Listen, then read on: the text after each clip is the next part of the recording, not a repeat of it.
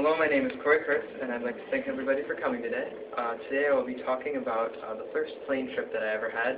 It was over the summer, and I went to Canada. I will be talking about the plane ride, the costs, the reasons why I went, things that I had to get, like a passport, and where I was going.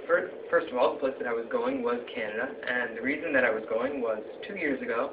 I met a girl on an online game, and I've been with her for about a little over a year, and I was friends with her for a year beforehand, and just after a year things started getting serious, so I decided that I would go over there for a month, which is how long I ended up going over, and go and see her.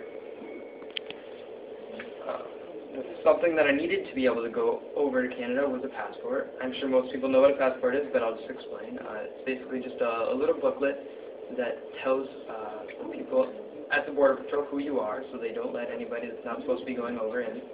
And a funny story actually happened when I went over the Border Patrol. They didn't believe my story that I was going over to see my girlfriend, because she picked me up from Bangor, actually, because it was a lot cheaper to go from Bangor to Canada than to just straight fly in. And so I actually ended up going inside the Border Patrol for 15 minutes while they questioned me, and luckily I had enough paperwork that they said it was fine. They believed me and all that. The costs of the trip were pretty substantial, though. It cost me about $120 for the passport. Luckily, the passport is good for 10 years. It's not really a recurring cost, just one that's pretty hefty to begin with. I ended up having to spend $80 to get from Dubuque to Chicago, from a bus, to take a bus and then bus back. It was $40 each way. And it cost me $200 to stay one time at the hotel in Chicago, and then when I came back at the hotel in Chicago. And then it also cost me $350 for the ticket, along with $40 or so for the insurance. This wasn't really a cheap trip, but it was for a month, so it was a decent amount enough time that I thought it was worth it. The other things that I had to pay for were just like the general cost of the food at the airport, which is kind of expensive as well.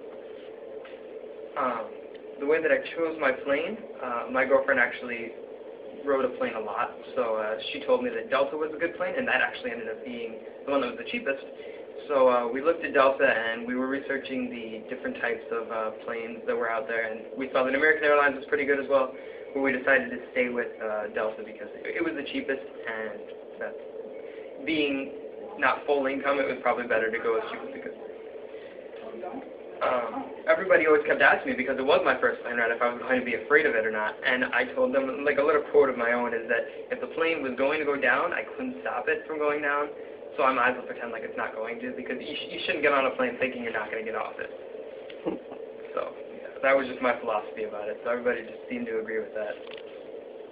In conclusion, my trip was wonderful. I did many things during my 1 month trip. We went to carnivals and water parks, tons of other things, and I wouldn't take it back for anything else in the entire world.